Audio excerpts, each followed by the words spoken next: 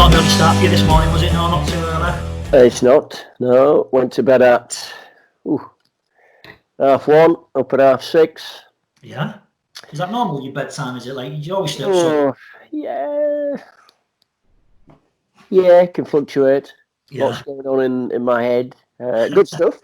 Yeah. Also exciting stuff taking place. So we got to get the job done.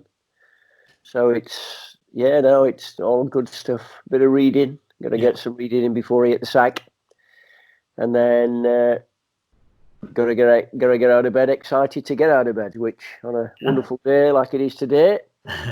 Fed the dog, had a drink, and then. Where'd you set the dog out? Have you been out already this morning? No, I don't. I can't take him out. He's 15 now, so we'll probably go about 300-400 yards. That's enough. Yeah. Back round, and he's just at the side of me. So my busy mate, he's fantastic. He's me and my wife got up at 8 o'clock, bit before, but 8 o'clock because the last time I've done a couple of these podcasts, the dog ends up barking through it because she wants attention. So Laura's made breakfast for her and the dog and took her back upstairs so she doesn't interrupt us. Is that the way, is she? Yeah. Let it be natural. I was just going to say to you, if anything, my little fella more than likely, he gets a bit excited. So my team, Ahmed, he's got to get involved. He's all over the planet, Jack. Yeah. That's like our dog. She normally wants to get involved. When I've done them upstairs before, she pops her head in through the door and she appears on camera here. So it's all right. It's all good. Well, what we do, we get a bit plastic with it, and we've done a few of this type of some of this type of stuff in the past, most recently, in actual fact, and yeah. I'm not bothered. If he wants to come on, he's coming on. If he doesn't, then likes the attention. Well, yeah, he's. No, hello, mate. He's deaf as a post. Well, it could be selective deafness. I'm not sure. Yeah. I know a lot about that. I'm good at that. So. Yeah. Hey? I'm good at that with my missus. So. Yeah. How's what sort of dog you got?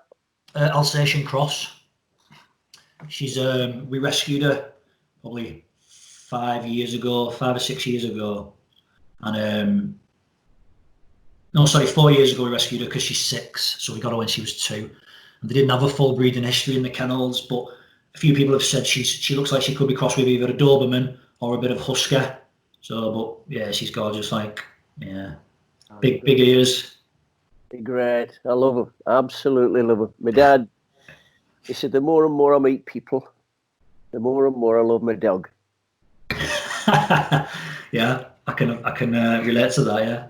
There's an element of truth in around that stuff, isn't there, at times? And then the dogs tend to be like their owners, Bram. I think it's the flip in my case. Yeah.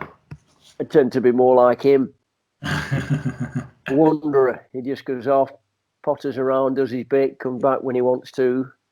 Yeah. Stays out of trouble, stays out the way, and they're brilliant. Little West Island Terrier. He's absolutely mega. How's the gym? Have you give it a good clean? It's going really good, mate. Yeah. So yesterday I went down, give it a bit of a deep clean, tidied a few things up, sorted a bit of admin out and that, and excited to get back in there. But I don't know when that will be. Obviously, contact sports will be one of the last things to be phased in, won't it? But yeah, I'm hungry to get back at it. What are you doing? Are you doing any remote stuff with your members? Yeah, we've been doing. So when we first sort of got told we had to keep social distancing, and before they actually put the lockdown in place, I was doing some filming stuff at the academy, putting it out on Facebook, so they had some content. But then once full lockdown went on, I couldn't get to the academy to film. It was difficult in our house because my wife is still working from home and she's on conference calls, so she takes priority. I can't be filming jiu-jitsu stuff in the kitchen and the garden and all that. So luckily enough, because we're part of an affiliation, the main body, the main headquarters of the affiliation, they set up a full comprehensive online program through Zoom, so we could get involved in that. Good. Yeah, and then from this week, when we've been able to get out a little bit more travelling, haven't we? That's given me the freedom to go down to the academy and give it a clean and start filming some stuff for myself. But it's been really good, to be honest, Keith. I worked quite hard setting it up and it's been over a year now, and we've done so well for them to be in this position that we find ourselves in. But I've had really good support from all the members, and that they've really supported me through it. So yeah, looking forward to getting back into it. Like, yeah, Unprecedented, Dave, at the moment, isn't it? I know. Unprecedented. It's, it's actually filling the space with other things that can be beneficial. Is once you found it, you got it. But it's challenging. It's challenging times, but really exciting times. Mm-hmm. Things to look forward to. I think if you look at things, is it half full or half empty? You can live in that world of negativity, moving away from things and thinking about things that don't exist. I know they're there. We're not running away from it. They're there, but Yeah. You gotta get excited about things. You want to travel around with some shit in your head all the time, then happy days. That's a choice. Yeah, I know. But, it's driving yourself so that you've got something to look forward to, and it pulls you, magnetising. It takes you closer to where you want to be. And you're gonna have the ups and downs. They're there, aren't they? We're not running away from anything. They are there, but it's down to perspective. Yeah. I'm as excited about the future than I've ever been, and I need to travel. I've got travel in my blood. I don't know, I'm a little gypsy, to be honest, but that's me not. But I just like to travel at this time of the year. We have lots of tours, going away a lot. Yeah. There's summer period when we're down, and I'm sure we'll delve into a little bit of it, but that's where I branch off. My education's come through that travelling bit, and it's been. So is that what you're missing? You're missing that at the moment, then, are you? I'm not missing that. It's filling that space. I think if you're doing something, whatever you're doing something. If you weren't doing this now, you'd be doing something else. Yeah. It literally is as black and white as that. And you go, well, what do you want to do? I want to be a miserable git. Well, okay, all right, be miserable. So that's your choice. But if you then want to do something else, you then got to fill the void with something else and get excited about something else that engages. And it is as simple. It's down to the mindset. It's down to what you focus on, and what you focus on, you'll build pictures of it, and then ultimately you'll build emotion around it. Yeah. If you want to focus about negativity, what we do, we get big pictures in the head, and the world's coming to an end, and that becomes your reality, then, doesn't it? That becomes the reality you live in. Yeah, exactly. So, and I choose not to do that. Yeah. I've just been reading. It come about a bit weird, really. I posted. I don't know. Do you know who Jeff Thompson is? Ooh. He's a martial artist, and now he's a bit of a guru, sort of spiritualist. But he's known as a martial artist, and he was one of the first pioneers in the UK for proper street self-defense and incorporating all different martial arts together. And I used to be a big fan of him, like Dave showed him back in the day, and sort of drifted away from him slightly. And he appeared on my Instagram feed. He started doing this Instagram stuff, so I liked one of his videos, commented on it. Anyway, cut a long story short, I emailed him just to say a bit of it seems weird that you've sort of come back into my life on Instagram. I used to follow you back in the day and all this. His publisher contacted me, said, I'm going to forward your email address to Jeff himself. In the meantime, Jeff has offered a PDF file of his brand new book, going to be published in July. So I've got his brand new book there. Fantastic. Yeah. It's flying out. It's amazing when it's called a universal. I call it a universal lattice. Yeah. You send a thought out, and the head. What we tend to do. Where you're sat, you'll be surrounded by electricity because you got plugs in there. You got light. We've obviously got something going on. Otherwise, we won't be having this conversation now over the internet. Yeah. But in your house, you've got light bulbs, and when you press the light, even though we can't see electricity, we know it exists because an energy emits from it. You turn the light switch on, light comes on, and so the energy from within doesn't stay inside the light bulb. Right. So I know, it's the same with the thought. You send the thoughts out, electrical impulses. Yeah. The energy doesn't stay inside the head. It transmits from every aspect of the body, and it's amazing how this thing works. Where you can be thinking about contacting somebody, or you got somebody in thought. Next thing, they give you a bell. Yeah. I'll just be thinking about you, or you're about this PDF file now coming from Jeff Thompson, which is brilliant. It's there. It's amazing what we can do. The humans are. We're untapped at times. I think we limit ourselves, don't we? We definitely limit ourselves, whether that's our mindset or our physical ability. We do limit ourselves, don't we, in a lot of things. Yeah, and I know, a past really can who we're involved with, who we associate with. They can all be. They can all be.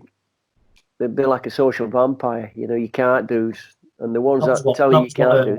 That was what led me to Jeff Thompson before. That was the link that I've been reading a lot recently from Jeff Thompson talking about looking at your palate and your diet, but not just the diet that you eat, the diet that you process through your information that you gather. And I've never thought of it like that before. The diet of the information that you're taking on board. Yeah, it's a muscle, isn't it? Yeah, it's a muscle, and it's the one that. I know you're into martial arts, Dave, and sports, and it's the wonderful platforms.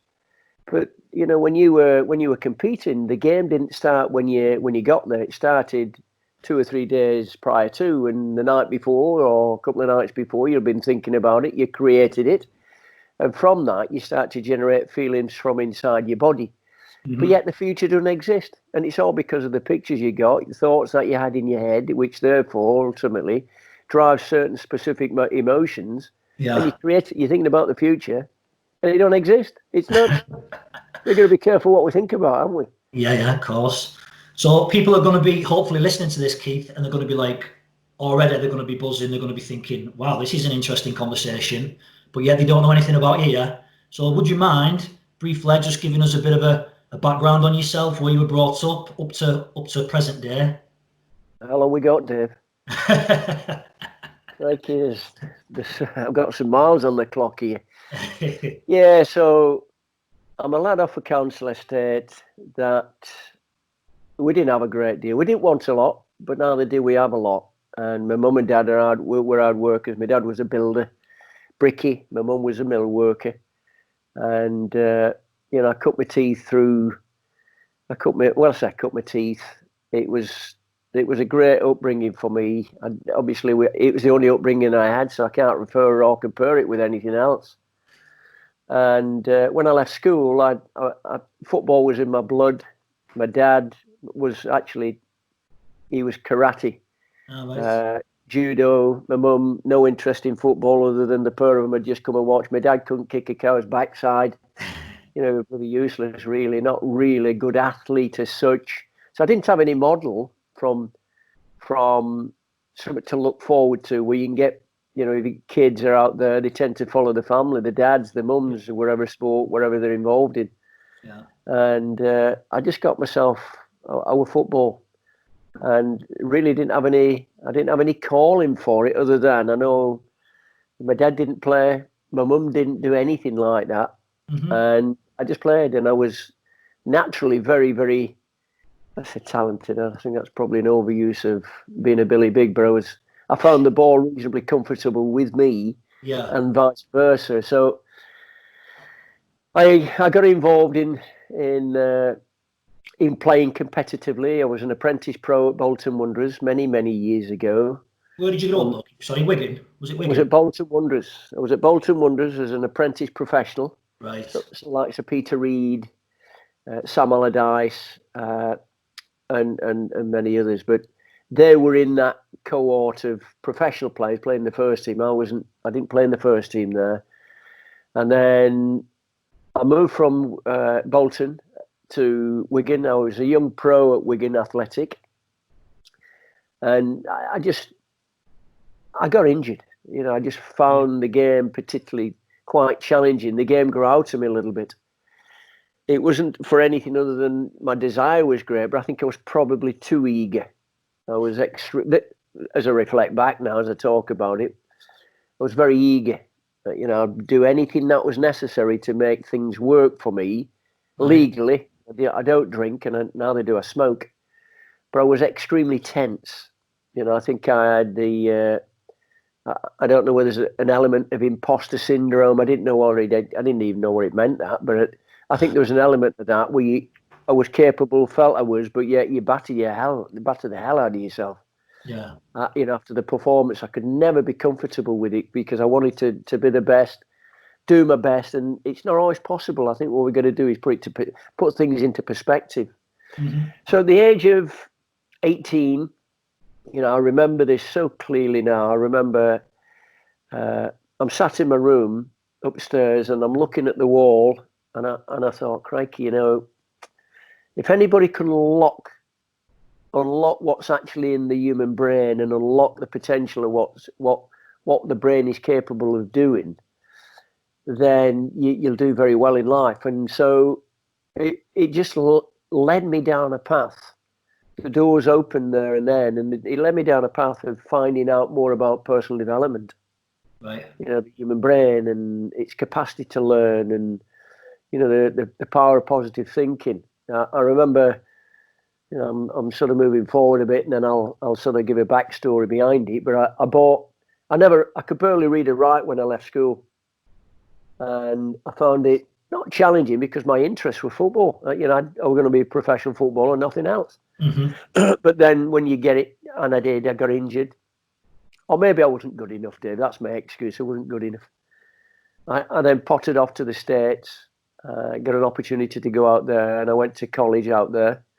1981, and then 82 I became a national champion. You have co-captains, you know, over here we have a captain. I think in football we've got 11 captains or 14 captains, but you don't have two captains on a football pitch. Right. And particularly when you're going up and doing you're going over to the referee and he's flicking the coin and you're getting two heads and the other fella says tails, where you're in a right bloody place. But that's what they did in the States. So I was a co-captain of a university, and we won a national championship, which was wonderful for me. And then I got offered scholarships to go out to other universities, 4-year universities. So the college I went to was 2-year, and I got numerous opportunities to go out, stay, and I decided upon it. I didn't want to, but I did buy a book, and when I say I could barely read or write, it was when I left school, it was the. Yeah. My mum and dad said, "Can you say it fast?" I said, "K-A-T." So it was literally like that. But again, it was a choice to, you know, I found it embarrassing, you know, at times where I remember going down to the local scout hut, and I went with my next door neighbour.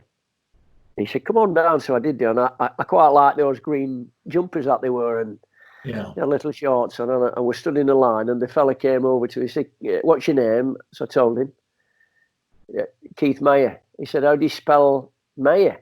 And I just kept saying, "Mayer, Mayer."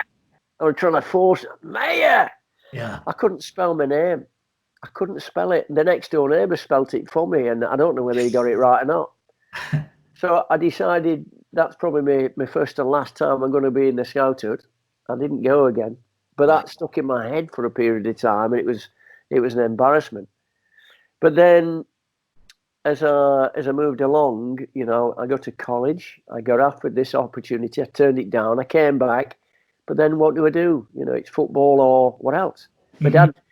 My dad was a builder, so I got involved in doing a little bit of that. But then I got into football coaching. And, you know, back early in the 80s, it was about 80, it was 82. I got what was called the prelim. It's now classed as the level 2, FA level 2 course. Right. So I got involved in coaching, and then that was it. The lights literally switched on. And my career path has taken me down, you know, it's taken me to 6 continents of the planet. I've been very fortunate to, you know, to travel with Manchester United on a pre-season tour in 2012 went to South Africa, went to Durban, travelled to Cape Town, then went to Shanghai. Nothing to do with the first team, so I don't want to get any Billy Big or anything like that. I was with the first team. They were on the same chartered plane. And basically all I was doing is helping with other members of United staff, 3 full-time members of staff. They brought me in as a consultant to develop coach education and coaching schools in South Africa and in China. Nice. So from a lad that could barely read and write, I then got myself involved into coaching. I've since, in 1984, I passed what was called the full badge. It's the highest coaching qualification that we had back then. I was one of the youngest in the country to attain it. I failed it in 84, and then you get off. You get a good kick, and it was a kick up the arse. To you either take failure or it's just feedback. And I decided to this is what I want. And in 85, I passed, and it was wonderful. It then opened up other opportunities for me then to go over to the States, which put more value added, put a little bit of stock value on, because I could not charge more. I got more money. I'm referring to, but actually more value, more things were coming into my life, because I'm starting to because I started to create an interest. Mm-hmm. Now, when I refer to that, you start sending out messages, and I'm not referring to, it's how you conduct yourself, Dave. I call it hidden school. The hidden school. I call it hidden school now. I didn't know what was going on back then, but you never know where the next opportunity is coming. I know. If you have a closed mindset, which I did have, by the way. I mean, I sit here now in my living room, and I'm quite comfortable with who I am. Back then, I'm wrestling, trying to find a place in life, trying to find what avenue I'm going to go down, and trying to find, a sufficient amount of contact base so that you can knock on a door and generate some incomes. And I'm quite comfortable in who I am now. But back then, you wouldn't get me ego in your house. You wouldn't get me ego in where I live, in the town I live, because I knew everything.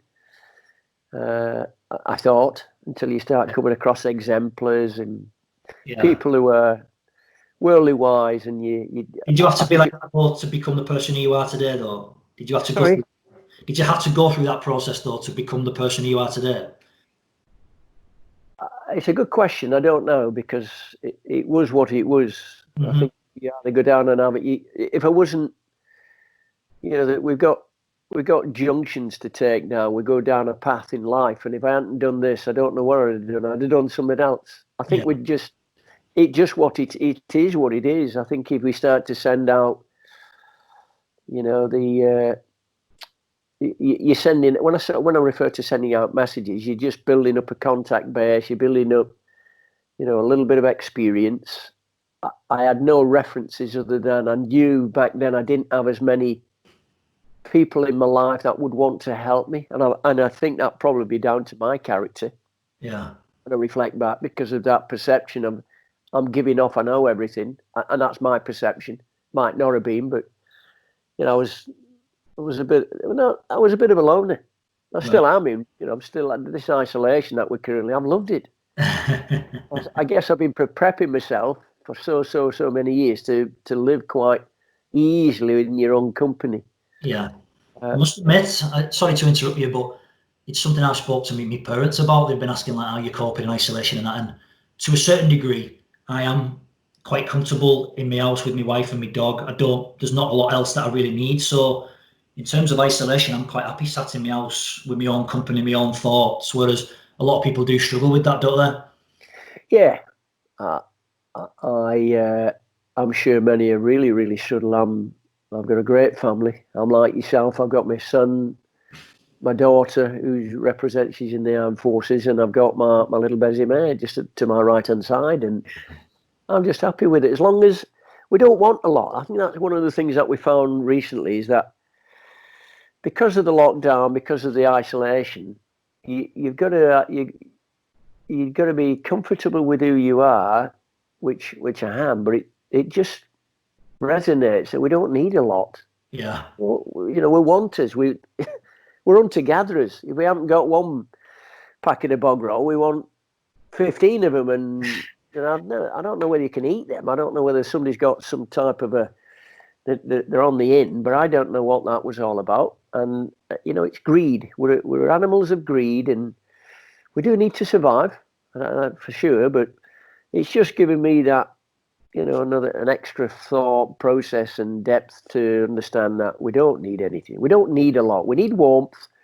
and I'm referring to warmth in regards to just the physical warmth. If you need to put a fire on, you got the fire, but you also need to have other warmth, and that comes from an emotional warmth from other people, because we require, or we need certain human needs, and there are 6 of them. There might be more, but 6 of them, and one of them is we just need to feel as though we're contributing towards something, either to a self, of which we can do. If we contribute in negativity fills into us. If you want to think about something else, then something else comes in. So we need to contribute towards, either a charity or some form of contribution towards the self, where we're gaining something. The other thing is we need to know we're growing. Right. Growth in terms of a self. You're growing as a person, because if you don't, you die. Yeah. So is that in all aspects of life? Everything, emotionally, physically, mentally, growth? Yeah, for sure. You do, yeah. And in and around that, what we require is elements of significance. People need to, no matter who you are, no matter what we do, we just need to feel as, you're doing something, or you're contributing towards somebody else's significance, where there's a bit of a tap on the back. Oh, well, listen, Dave, that's brilliant. Well done. Yeah. We all need it. It's a human need.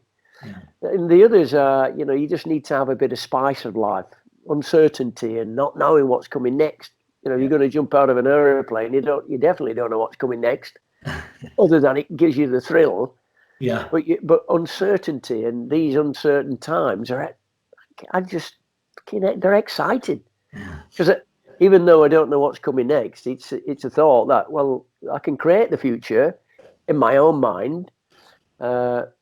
In terms of what is possible for me. Yeah. With the spheres that I work in around the people that I surround myself with. So it's, and then the other human needs, we just need love. You need to contribute, you need to give love, you need to experience that. And I'm not referring to, flowers in the mouth. Yeah, it's connection. We need to be connected, and that's what's brought it home for me. This. Yeah. There's one thing with you say uncertainty. There's a quote that I've come across quite a lot often, and it's by Tony Robbins, and he says that the quality of your life is directly proportionate to the amount of uncertainty in your life that you can handle. So if we're not very good at handling change or uncertainty, we're going to have a pretty stressful life. Whereas if we can embrace it and look at the things that we can control, we need uncertainty, don't we? You'll have a good quality of life if you can handle it. Correct. I referred to a book earlier there. I didn't mention what it was. So I'll be all over the place, but then we'll aim to tidy up, I think, some of the loose ends. I bought a book in 1982. And when I say it changed my life, it changed my perspective. When I go back to when I was 18 and I'm looking on the wall and thinking, how can you actually help to, anybody can unlock the potential of the human soul, particularly my own, because I think what we do is we look for external drives, somebody that can help us. Well, in actual fact, don't start with someone else. Mm-hmm. It doesn't. We might need the stimulus, but what we've got to do is you've got to drive yourself. We've got to look towards yourself. There's only me that wants to get out of bed at the morning. You want to be a lazy bugger, stay in bed, and then wallow and think about what I could have done and didn't do, and they're getting their bit. They're gaining and moving on in life. Well, it's a choice. And so 18 years of age, there I am. What can I do? Often I go away, I go to the States, I buy a book. The book, and as I said, I could barely read or write when I left school. I've got a library of books now because I drove myself to want to read. I drove myself to want to learn. And the book was called The Magic of Thinking Big by Dr. David Schwartz. And I didn't read it once. I read it 3 or 4 times, and it became quite a significant, played a significant part in the person that I am today. And there have been many books as a consequence of reading that. It then took me down other paths and other avenues, and really wanted to find more and more and more about the human psyche. How do we develop as a human being? But equally, it was helping me. Yeah. I think what we do is we see something that we want to achieve, and then we want to be like them. Well, no, you can only be the best person of yourself. The best representation of anyone is of yourself. Yeah. We look in the mirror and think, I want to make change. Well, yeah, you can't make change in others first. You've got to make change in yourself first.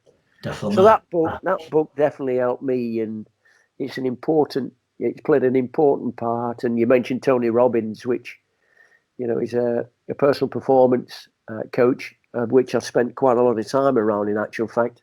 Right. Yeah, in 1999, there are other things. I don't know, we're going off all over the place here, but 1999, I go down to, he runs a program called UPW, Unleash the Power Within. Right. Tony Robbins, I think he's about 6'7". He's a huge guy. Yeah. Big unit. And I'm on the steps, where it was at Cardiff, and I'm on the steps waiting to get in. I'm looking at all these, there are hundreds of people trying to get in. And when the doors came open, it was like a stampede. I thought, what's this all? I'm not rushing to jump in. Are they running to go to the toilet? What the hell's going on?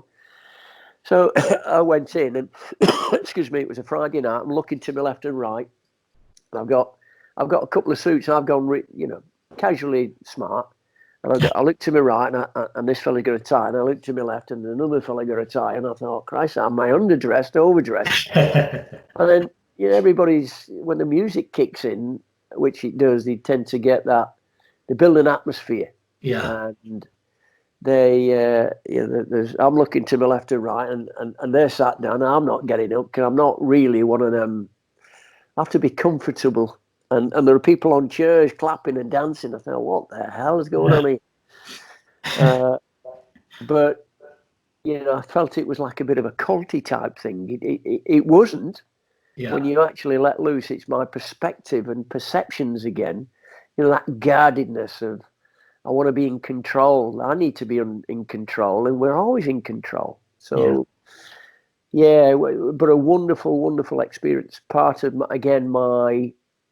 one of the puzzles of my life, one of the dots that have been filled is to seek out and find what I believe to be very, very good people to help me develop me, that can fill in the void. And you never know until you've experienced it. Yeah. And when you ask the question, has it shaped me earlier around my development, you just do what you do, and we're working in the space we're given, and all I do is just work in the space that I'm given. And one way or the other, it's onwards and upwards, and you hit roadblocks, but then you can either, just bloody hell, give in, or you keep moving. And my choice currently is to keep moving. Keep moving.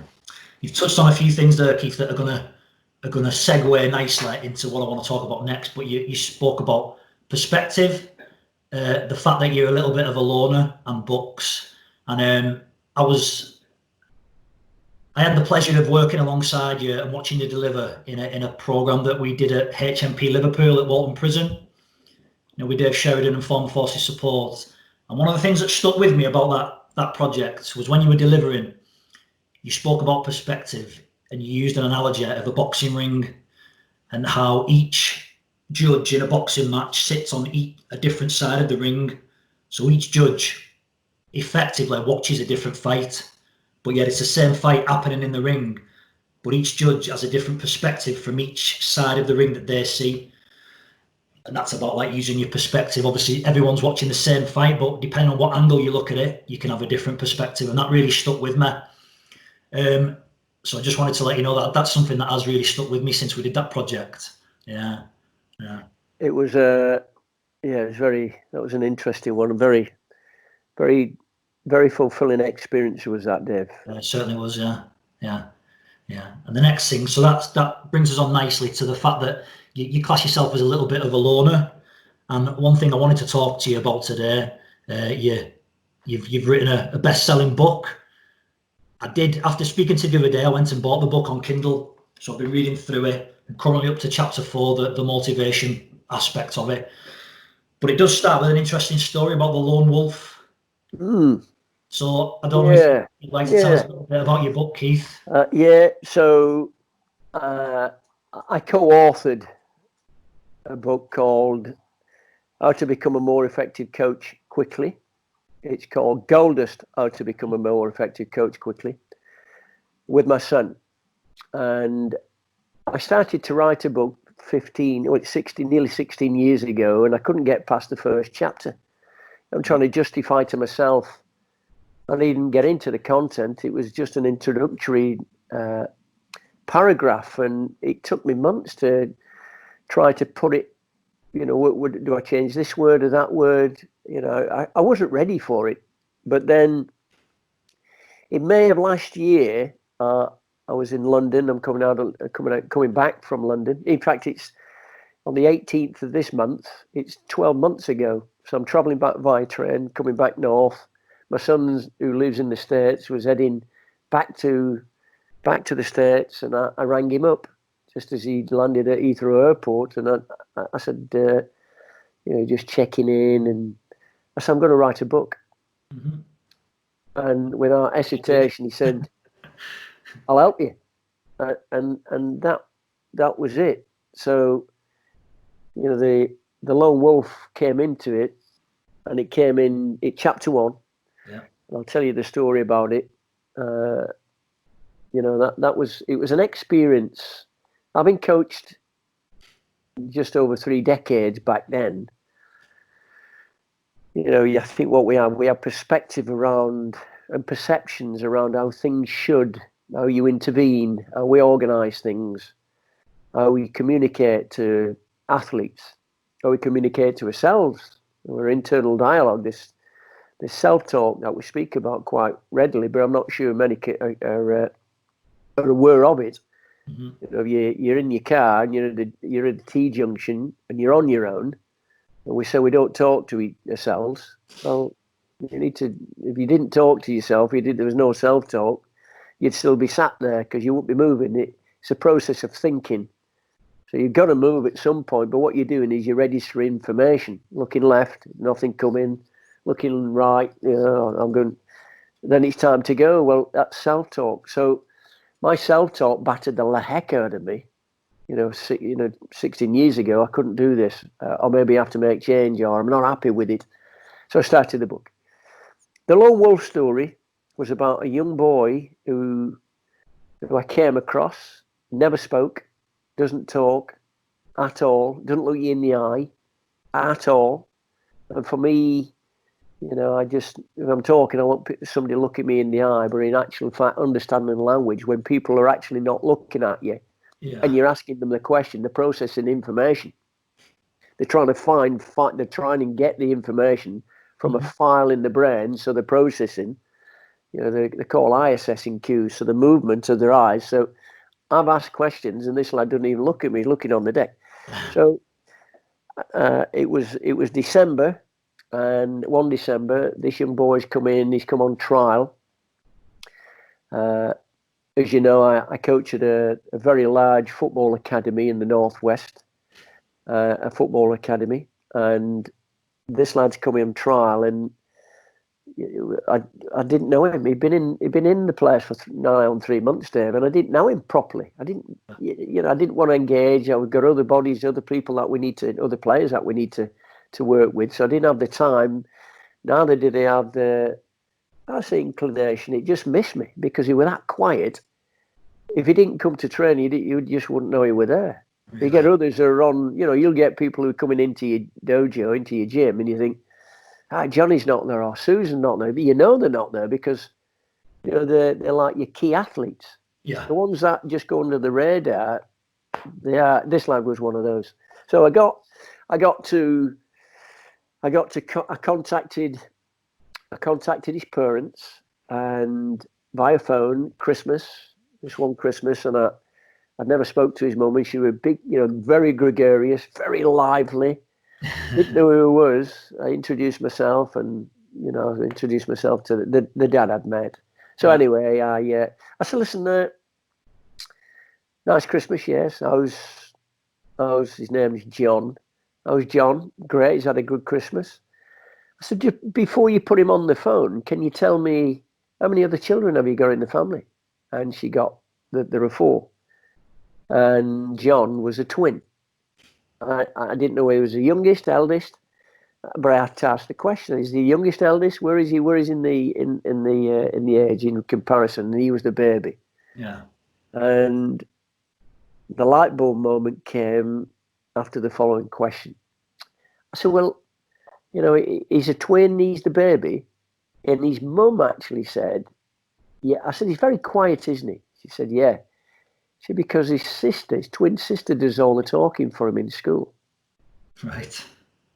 And that was a light bulb moment for me. So there I am trying to force feed, trying to fix this young lad. In actual fact, he just lived very comfortable in his own silence. Didn't need fixing. He was comfortable in himself. So as coaches, we're going out there to fix things. But in actual fact, all we need to do is we need to live in silence. My self-talk, which I mentioned earlier, just needed to settle down. I need to calibrate and just register what was happening in front of me to make sure he wasn't getting bullied, and he definitely wasn't getting bullied. And the lads loved him, even though he never said anything.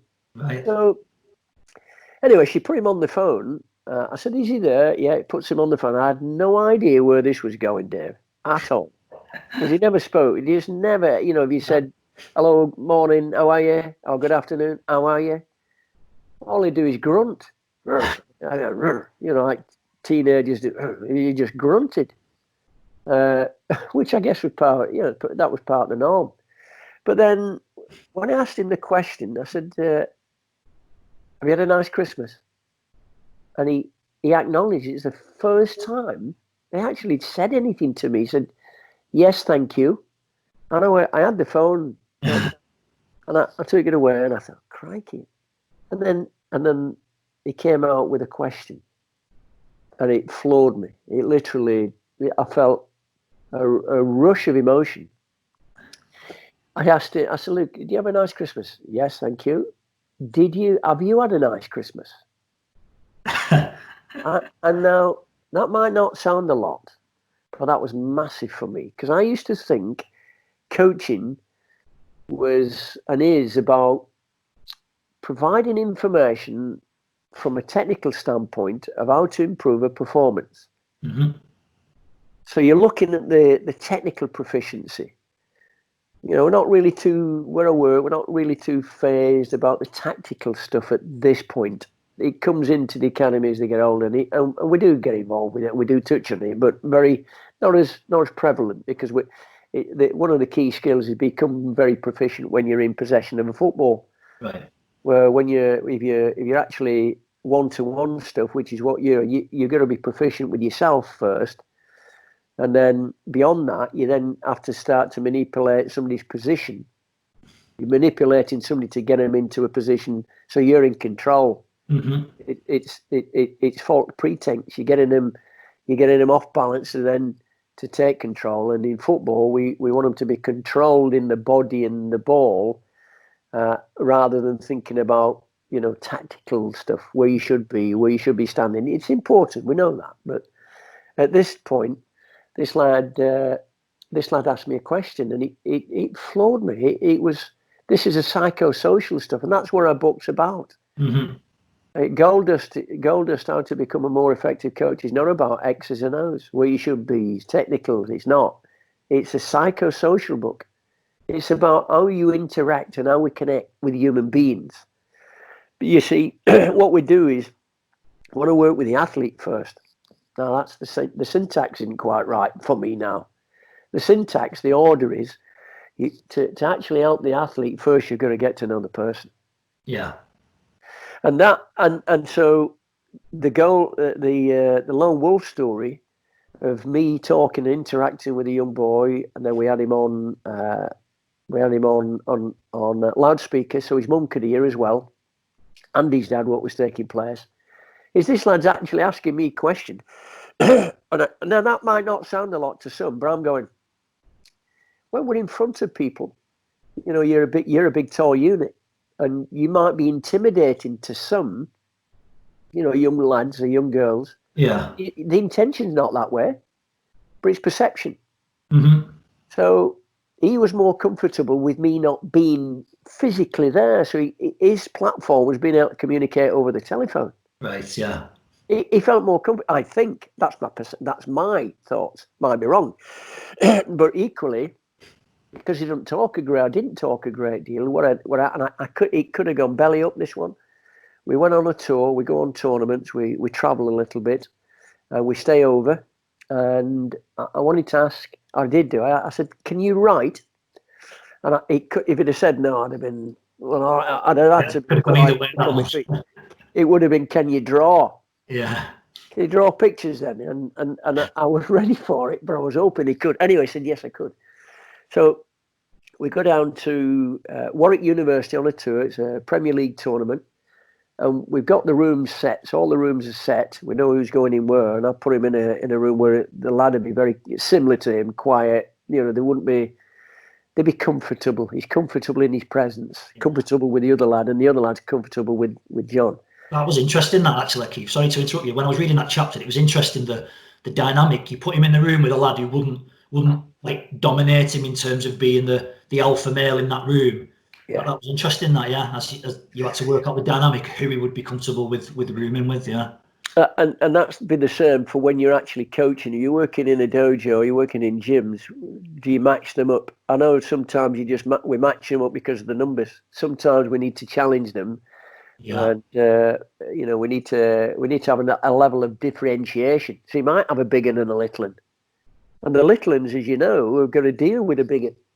Yeah. It's only when the little man syndrome starts growing out and they start physically growing. Or you can have a big one and a big one. Or you can have somebody who's tall and somebody who's equally as tall but bigger, physically bigger. Yeah. You can have the quick ones and the slow ones, and the slow ones need to adapt very quickly. So differentiation, it's massively important, but I don't know how much thought goes into that. Mm-hmm. But it's important in terms of the long-term development of the person and then the athlete. Right. So he would do anything to please. I asked him, could he write? He did. I said, look, I want you to can you now get the room numbers and the names of all the boys where they're going? I knew it. We'd already set it out. And within 5-10 minutes at max, he put a little piece of paper under my door, and I've already got it. I'm giving him responsibility. That's really what it is. The other thing which is important, Dave, on this lone wolf was he never looked you in the eye. Now, where he was from, culturally, it really is a sign of disrespect from where he's from to look people in the eye, to look adults in the eye, not look people in the eye. Yeah. Okay. And me getting to understand more of that was great. Now, you know, so that's a little bit of backstory of the lone wolf, but really the most important learning lesson from my perspective was he didn't know, and neither did I at the time, but certainly when I reflect now, is he was actually teaching me. So a young boy teaching me. Yeah. Not that I can't be taught anything, but it tends to be I have to be in charge. In actual fact, he was in charge because he was comfortable. Mm-hmm.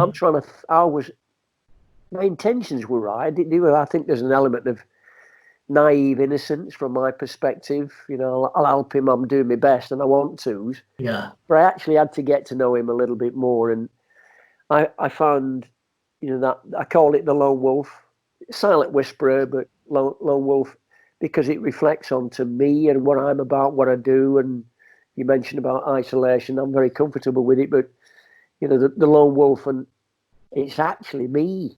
The lone wolf was me. I know we need a power of a pack, and you need to be the leader of your own family and take charge when given responsibility to do so. Mm-hmm. Say yes and mean it, and say no and mean it, but stand up for what's right.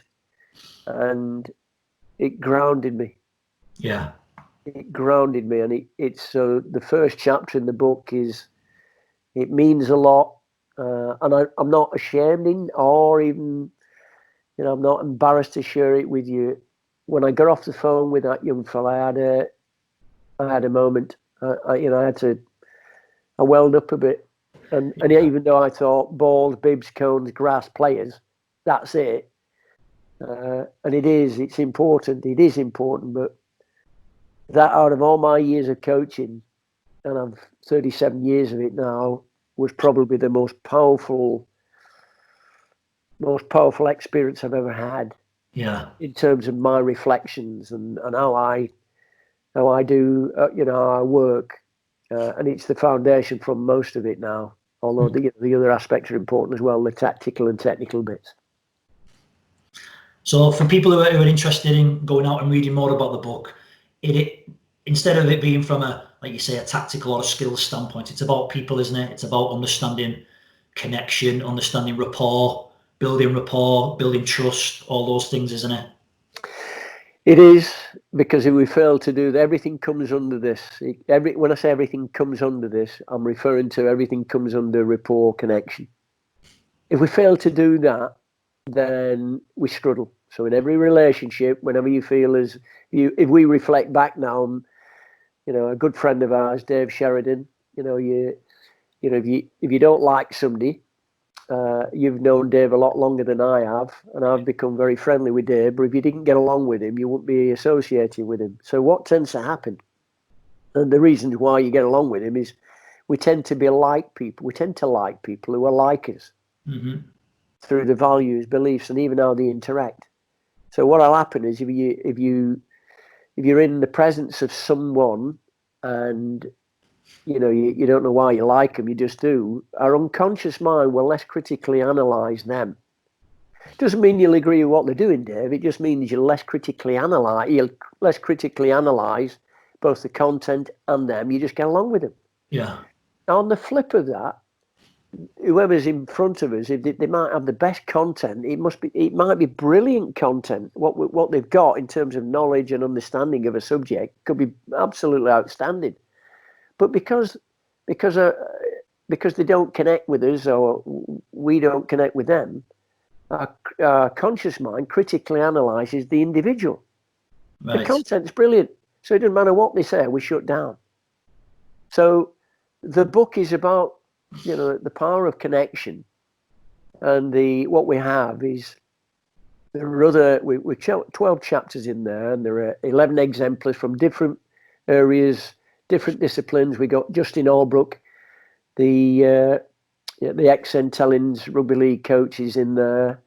We've got a guy called Kevin Harper, who's a two-time Muay Thai world champion, mm-hmm. ex-teacher, and all these people. We got Darren Moore, he was a Premier League manager at West Brom. He's now Donny Rovers, and there are many others in there. There's Ryan May, who's the head of coaching at Aston Villa, and Richard Dobson, who's the first team coach and assistant manager at Wycombe Wanderers, and every single one of them. And forgive me for those that I forgot. Not forgot the names. There's Vicky Jepson from Liverpool Football Club. Peter Sturgis, who works for the FA, and many, many others that have contributed towards the book. They're all field experts. Every single one of them were asked the same question. Every single one of them. We followed a protocol in asking the same questions of every single one, so we got a consistency of a pattern. Yeah. What's the first thing you do when you meet somebody new? And they all came back with similar.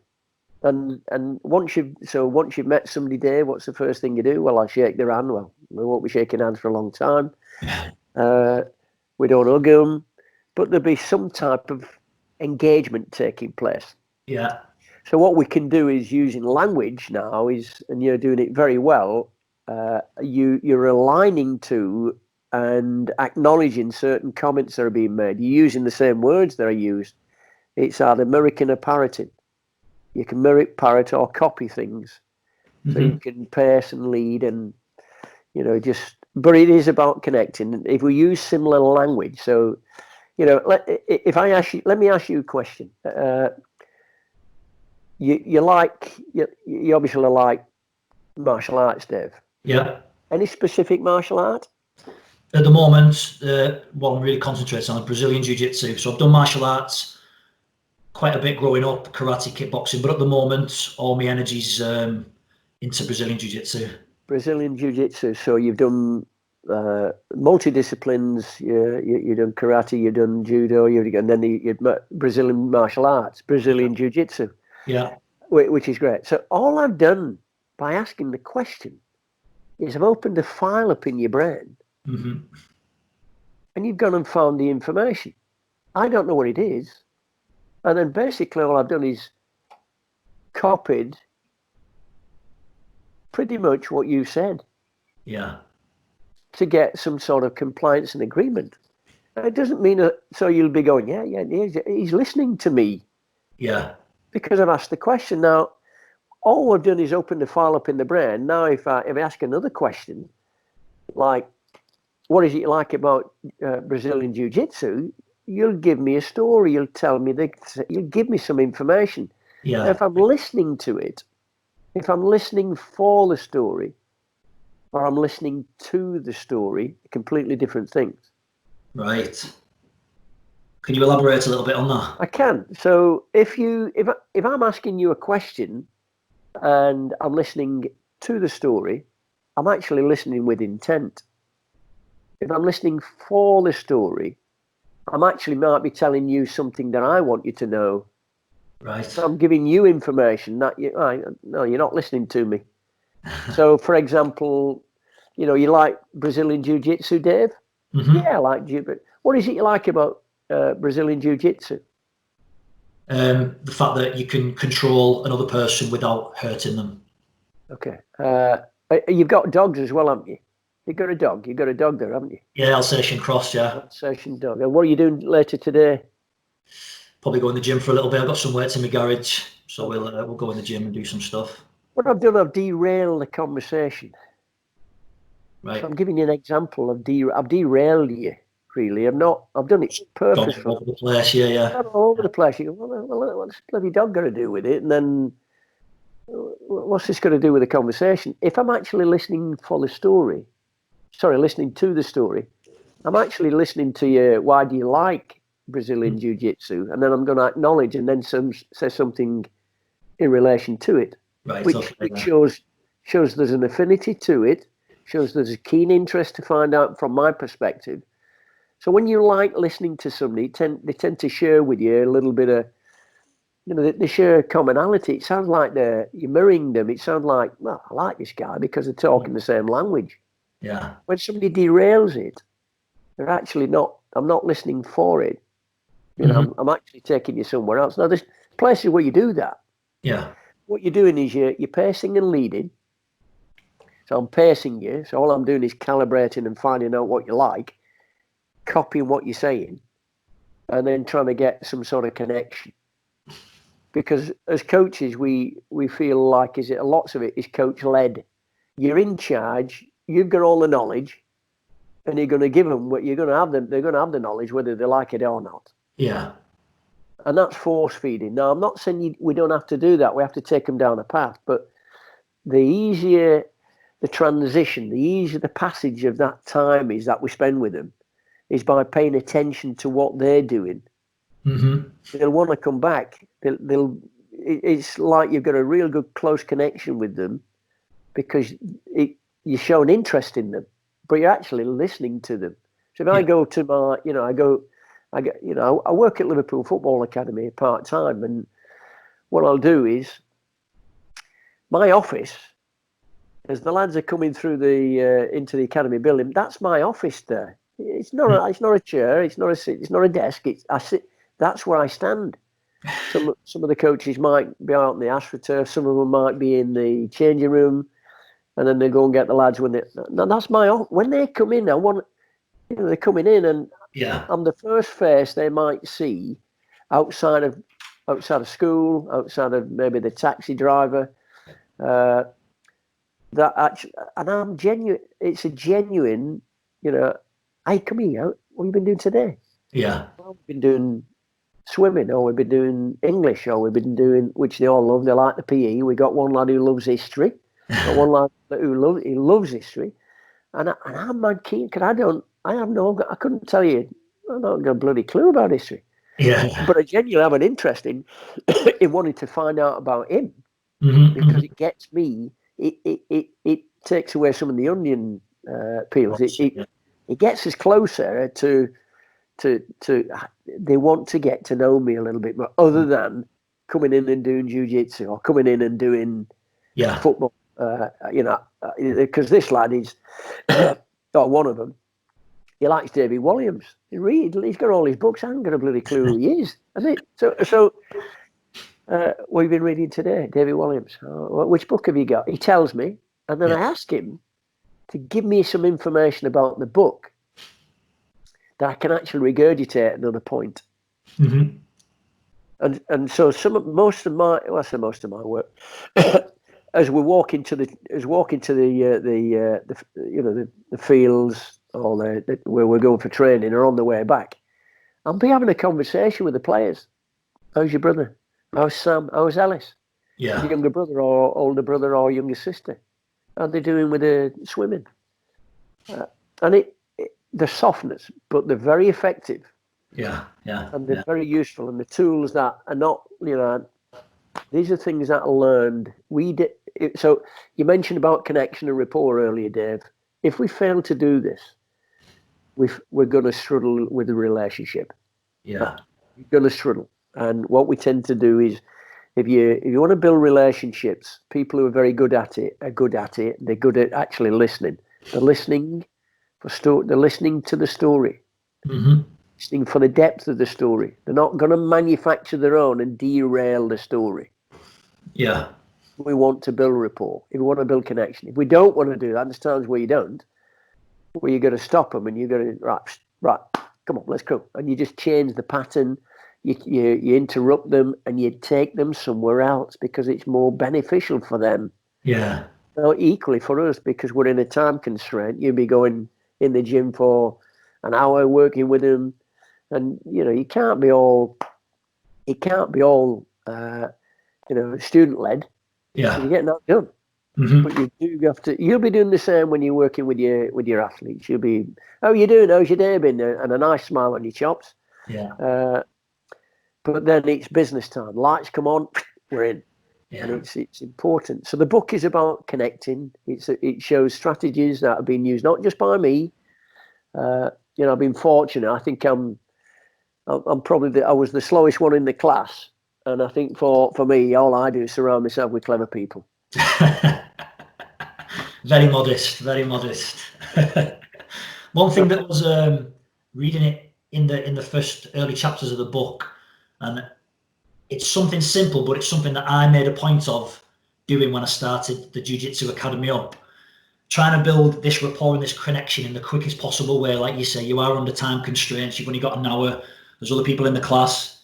Just using the person's name, remembering the person's name and using the name, rather than saying, all right, mate, how you doing? Actually using that person's name, because like you've said in the book, that brings up for that individual a whole narrative behind their name, doesn't it? It's the most identifying sound that we're known for. Really important. But yeah, that was good to read that in the book and show that that's what I'm doing. Yeah. The thing, Dave, here, and I'm interrupted you, and apologies for that, is where do you use the name? So I'm not asking you that question, but Dave, well done. Dave, great to see you. Or, it's good to see you, Dave. Dave, good to see you. Or good to see you, Dave, is different. Right. So I've used your name at the beginning. Mm-hmm. Good to see you, Dave. So Dave, good to see you. Or, good to see you, Dave. And for the coaches out there, I implore you to experiment with that. Right. Because where you use the name, do you use it at the beginning? How do you use the name? Because I've been around you. I think you're extremely bright and very respectful. And I'm not saying it because you're on the phone. If I didn't particularly find you engaging, I will be doing something else this morning, and I wouldn't be involved in this conversation because I like you. And genuine warmth, even though that you know little of me and I know little of you. I think I know enough of you to go, yeah. And you want to engage and help to improve both yourself and others. And for that, I respect it. But that you want to engage with people to want to help improve them doesn't just help improve them, it actually helps to do something for yourself as well, and genuine warmth from it. Because if we go out to want to get something from that relationship, Dave, it might be the wrong syntax, right? Wrong order.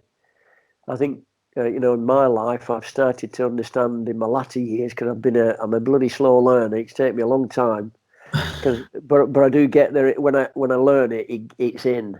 And it's rather than go out to go and get something from the relationship, is whether can you give something to the relationship first? Mm-hmm. Can you give something first, and then something will come on back. So rather than I'm gonna get something from him, he's going to get. My intention is to get something from him, and you go in with that in thought. It gets bleached out. We can't not communicate, and it can get sensed. People will sense that you're trying to milk them or get something from them. And this relationship that you and I built, this is organically developed because I know you know very little about me, although I think you probably know a little bit more about me than some. Yeah. You've not come in here wanting to get something from me right from the beginning. Mm-hmm.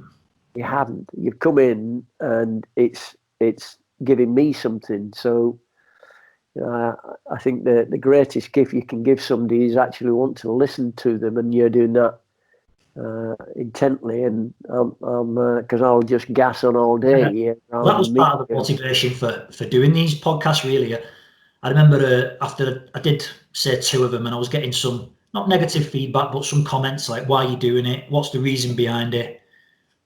And part of the motivation for doing it was basically, essentially, to learn more about myself. So even if nothing comes of it, I get to maybe improve my questioning skills. I get to definitely improve my listening skills. It's a process rather than a product. I'm just enjoying the process of learning, listening to like-minded individuals, people who've got something to say, people who I can learn from. That was the whole inspiration behind doing them in the first place. That's great. Wanting to learn, having their open-mindedness and ability to listen, ability to adjust and adapt, ability to actually, we adopt things, and then what we do is we adapt it. So you'll adopt, I like that. Then you adopt it. You adopt it, and then you adapt it to meet where it sits. And I think that's what, I know I didn't have that ability many years ago. Now it's because I'm more comfortable in my place, my calling. It's a lot more, it's easier. And the travels that I've been very fortunate to. I've coached in China, worked with the Chinese FA. I've been over to China 3 times. Yeah, 3 times. Went with Manchester United twice. Been to India and coached out there, and coached, again, developing coach education, coaching kids. Again with Manchester United. Then been over to South Korea, delivering with the KFA, the Korean Football Association, delivering their pro license with a friend of mine who's, the book actually is dedicated to him. And it's I don't have a formal education. I don't have a degree. It's been a choice. I'm not a good sitter and listener, and I get bored quick, but I'll adapt things and I'll meet things. I've done courses that have changed my life and helped to to furnish where I'm at. It really has been a magnificent education. There's been another one. It's another being able to stand up and communicate, and I deliver courses. Can I go on the course? Can I talk about the courses? Of course you can. Yeah. We've got a bit of time left. Yeah. Right. So I mean, this is so anything around my sport. I just wanted to learn. I want to know about things, and the English FA did have 5 football psychology courses. The first course was, it is now, it used to be anyway, an online FA level 1 psych course, and then level 5, 4-day course. So level 1, you breathe, go online, but you pretty much pass. Very simple, straightforward. Nothing intricate. Very simple, straightforward. An introductory course, very good. Level 5 takes you somewhere else. So I decided to go on these things. So I want to learn. I want to stretch, because it's important that when you're comfortable, if you're comfortable, we might not want to go anywhere else, and that's great. You're just happy, be content. But then there comes a point in life where you go, well, I need to go somewhere else. Well, sometimes we'll stay inside the same harbour. We don't want to go anywhere else. As human beings, many years ago, we'd be sat in the army and think, I wonder what's across the ocean. I wonder what's across the sea. We're going to travel in the sea, and be uncomfortable with it, because that's part of development. It's part of stretching the human soul. And then when you reflect and look back and think, I've been there. When you set off, you think, crikey, where am I going? And then when you've been there. The saying's a ship is the safest in the harbour, isn't it? But ships are meant to be sailed. So ships are meant to be sailed. Yeah. When you get out there and you look back, you've done it, you've achieved it, you think, crikey, what was it all about? Yeah. Because it's our internal dialogue it takes us all over the place. But when you go, I'm out. Anyway, so I'm going to do all these. I first did the level 1, and on that cohort, or the cohort of students, we actually got on that well. As they were like 6 monthly courses, and then you could go. So you do the level 1, and then the level 2. You could do 2 in the year. So we did it over a period of a couple of years. This, when I say we, the cohort that started pretty much finished. So nice. we get a good crack with. And some people who have done very, very well out the game and still doing very well in the game. So we did the level 1, and then on the level 5, we still got the same cohort. We might have a couple of fresh faces, but it was brilliant. Anyway, on the level 4 course was a theory base, psychology base for a practical nature. So how do you? So we have what's called the 5 C's. Well, I say what's the 5 C's? It's that the 5 C's are communication. So developing communication in sport, right. in your game, it's non-verbal. If it's 1-to-1, I want to be reading your body patterns. You might move a specific way, and I might move a specific way just to take you off balance because I'm gearing and teeing you up. But I don't think you get that initially. You've got to learn that. That becomes an organic, natural, with good coaching and also intuition and instinctiveness. Now, I'll move a specific way to shift your body, and then you don't know where I'm coming from. But when you're first learning it, it's just raw. So how do you develop communication? How do you develop concentration? How do you develop commitment? How do you develop emotional control?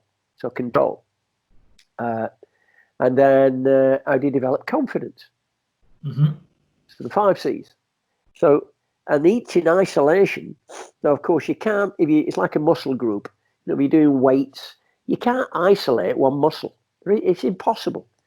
What we're going to do today is work on legs. Well, it's impossible to just work on legs. Which specific part? You're going to work on the rectoris femoris, or are you going to work on what are you going to work on? Because you're going to be working other muscles. So anyway, same as in football. But what we had is those 5 C's were in isolation, worked on and practical. So how do you develop communication? Silent football, so playing in silence, different forms of communication. So we went into depth, really good. 4-day anyway. So we do all of this, and I remember on a day, it's 4-day course, a level 4, and I remember going up to there's a doctor. I'm not going to mention who he is, but I said to him, I'm really enjoying the course, thanks very much. And by the way, I can help you here. And he looked at me like I got 4 heads. What the fuck are you what? Yeah. You like poo-pooed me off a little bit. And I thought, right, okay. Yeah, now it might have been my approach. I'm sure it might. I'm sure it will have been. It'd been my approach, giving it the big one. And, I've got a doctor and I have somebody who hasn't got a degree. I'm a lad of a council estate. Yeah. I just hangs around with clever folk. And I just latch on to them. And so that was with a day and a half left. And I shut down. I didn't even get involved with it then. I thought, well, fuck you. I'm not having this shit. Yeah. You just pied me. And I believe wholeheartedly I can help you. So what I did, I actually sat and I got my mate, somebody I've built a very good friendship with. He said, "You're not listening to this." I said, no, I'm no interested in it now. Well, what's up? I said, "Doesn't matter, I'll tell you after." And what we're doing is planning and developing a course. Right. We're developing a course. So I wanted to use this time wisely for myself because somebody just abruptly, or I perceived it to be a negative comment or a negative response. So, my response to that was, okay, I'll shut down. It's my money and it's my time, but I'll do things in my time. And what I did, I actually developed a 3-day course that I delivered at Keele University with a good friend of mine. And we called it Improving the Art of Communication in Football. It could have been Improving the Art in Martial Arts. Yeah. And on that course, we got, it was a full course with 16 candidates. 4 of them have become what's called pro license coaches. You can't go any higher in qualification around the world. The pro license is where the Premier League managers have to. So if you want to be a manager in the Premier League, you've got to attend this course. And so I developed that 3 days. And on the course was somebody from the FA, another doctor. And I thought the course had gone well. The feedback was good. Yeah. And then about 3 weeks later, this doctor rings me up who'd attended the course. He said, "Would you like to deliver on the level 1 site course? You only got a slot, about an hour and a half." I said, "Yeah." Yeah. And I said, "Yeah." And I had no idea what I was going to be doing. I said, "Yeah, oh, yeah." And I got off the phone. I thought, what am I going to do? And that's when the backside, the sphincter started moving then. I went, what the bloody hell? Like you said before, though, you've got to take them opportunities when they arrive, haven't you? Grab at it, yeah. I did. And do you know, Dave, when I reflect back now and I'm talking to you, I delivered the level 1, a part of it, level 2, a level 3, which was a 3-day course. And then what I got is I got asked again when I delivered a level 4 course. And I delivered the level 4 site course for 13 years. Wow. I co-delivered it. Yeah. And having been told, well, I didn't get told, I just read it, as you know, but I delivered the level 4 site course for the English FA, and I don't have a degree. No degree. I'm a lad of a counsellor. I like being around clever folk. But I think it, and I don't say this to be giving it a big in, or I just think is what we do. We've all got some form of contribution to give. No man is his own. There is a saying: "There's no man is his own island." You can't survive on your own. Yeah. And I go back to the lone wolf story. I was a lone wolf when I first started coaching. I was a lone wolf. I knew everything. I got everything. Nobody could tell me anything. I'd go watch somebody, I'd travel the length and breadth of the country. I'd go down south. I'd go watch the guys called Don Howe at Arsenal. I don't know them. I'd just go down and watch them. I'd contact them. Yeah. I'd watch them. I'd go up north. I'd go up to Glasgow Rangers watching, people up there. And I don't know them, but I'd just go and watch them. But when I was watching at times, I was actually critiquing, watching and observing what they weren't good at. I don't like that practice. Oh, I can do that. I've seen it before. I wanted new things. Right. You're always looking for the new thing. But in actual fact, I was missing the major things, and the magic lies in doing what they were doing.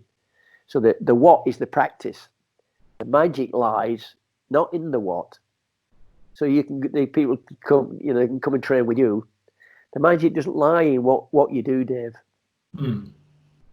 The what is the gym. The what is this is the practice. The what, it's the how. How do you do the what is where your magic lies. Right. In terms of deliverer. In terms of how you do what you do. Yeah. In terms of your delivery. In terms Yeah. of how you present yourself. In terms of, that the verbal vitamins that you're spreading and sprinkling upon the class. The what is that loads of people who do the what. And now some are very good at doing the what, but not very good at the how. Right. On the flip of that, some are very good at good at how to deliver it, but don't know what to deliver. Yeah. So they need guidance. Yeah. Some are very good at delivering the what. This is what we do, but not very good at the how. Mm-hmm. You get somebody who's good at the how and the what, you're in with a shout. That's your money. Yeah. Was it what he said? People don't remember what you do, but they remember how you make them feel. Correct. Yeah. That's so Maya Angelou. Right. That's so people will forget what you do. People will forget what you said. People will forget what you did, Mm-hmm. but they'll never forget how you make them feel. Yeah. It's massive, isn't it? Yeah. I mean, it's something I do try and implement in the way I deliver the classes and stuff. I want them to leave the gym buzzing, you know what I mean? Thinking, regardless of what techniques we learned, I want them to leave the gym thinking, I like being part of that. You know what I mean? The importance of it all, and that's great. I think there are simple strategies that we tend to forget at times, and they're very simple ones. And I think we all get a bit blasé with it. You want to get them so they're running into your gym. Mm. And you want it where you'll have claw marks on the way out. So they'll forget they'll forget, they'll remember when they come in the gym and you've got a face like a slapped ass. Mm-hmm. They'll remember that. Right. And if you've got a face like a slapped ass on the way out, they've got to remember you on the way in, and they'll remember you on the way out. And when you leave them on the way out, you've got to leave them with the positivity. Yeah. Because that'll then generate some interest for them to want to come back. Hey, Dave, or it could be a simple question such as, and it could be one of those in the, little quiet one in the logo. Mm-hmm. Could be, I thought I've got some information that's going to make you even better. Yeah. Do you want to know what it is? I'll see you next week. Come back after the break. I'll see you after the break. I'll see you next week. Because they'll be going, from, to when they come back. I wonder what it is. I wonder what it is. I wonder what it is. Yeah. But it's going to be genuine. Yeah. Of course. Well, listen, Keith, I could sit and listen and talk to you all day, but I know you're a busy man. But thank you again for coming on and doing this morning. I really appreciate it. Sure. Listen, Dave, thank you. It's been very natural. If I can just mention something, if I may, about the book. Of course you can, yeah. The book is dedicated to a friend of mine who was worldwide, well-renowned football coach, and he directed our FA, lots of FA courses, our A license, which was the highest coaching qualification.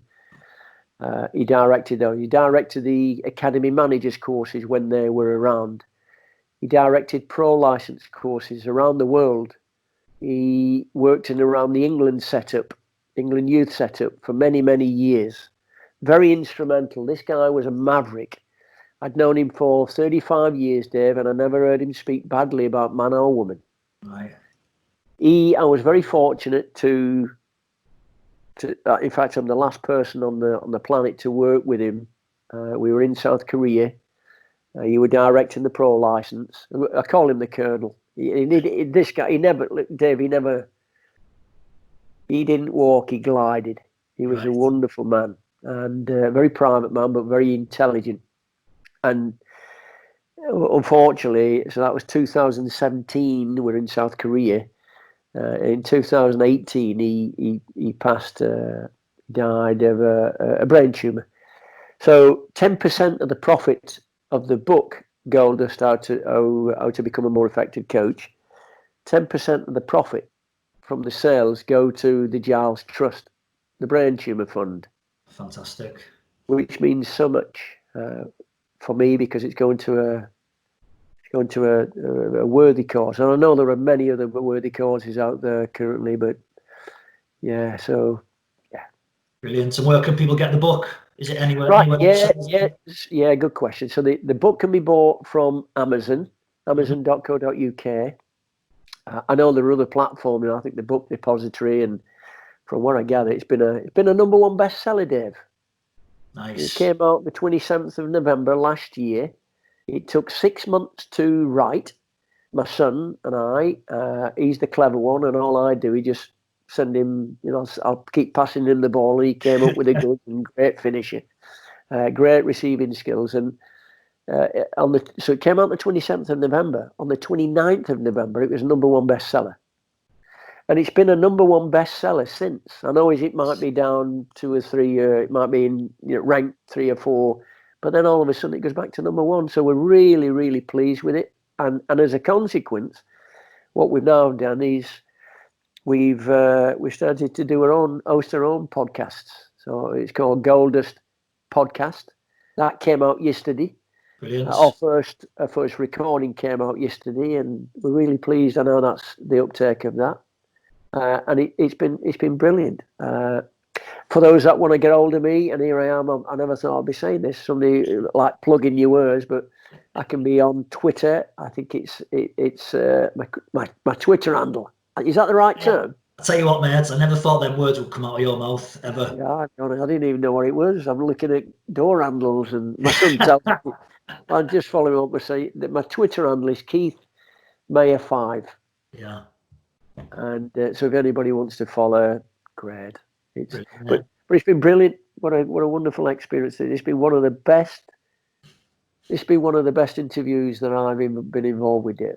Oh, well, thank you. I appreciate that, mate. Going back to your podcast, where can people get that? Is it on iTunes? Is it on Spotify? It's on Spotify, iTunes. Yeah, as I say, it came out yesterday, so it's on Spotify, iTunes, and all the other platforms that I'll put the link to your podcast, and I'll put a link to the book in the show notes on YouTube, and that, so people can just click on that and it'll take them directly to it. But I'm enjoying the book, mate. Like I said, I bought it the other day after speaking to you. I'm on chapter 4, and yeah, it's brilliant. Yeah, I'll definitely be taking some things away from it, definitely. Good. Yeah. Great. Dave, thank you. I appreciate that, by the way, and thank you for giving me the gift in being able to come on and I rarely talk about myself, but it's been a pleasant experience. No, I appreciate you coming on and talking about yourself anyway, mate. Thanks very much, Keith. Pleasure, Dave. Take care. And for everybody out there, keep safe. And in these unprecedented times, it's massively important that we do listen and we look after each other. Well said, Keith. Thank you, mate. Pleasure. Take care. Bye. Bye. See you soon.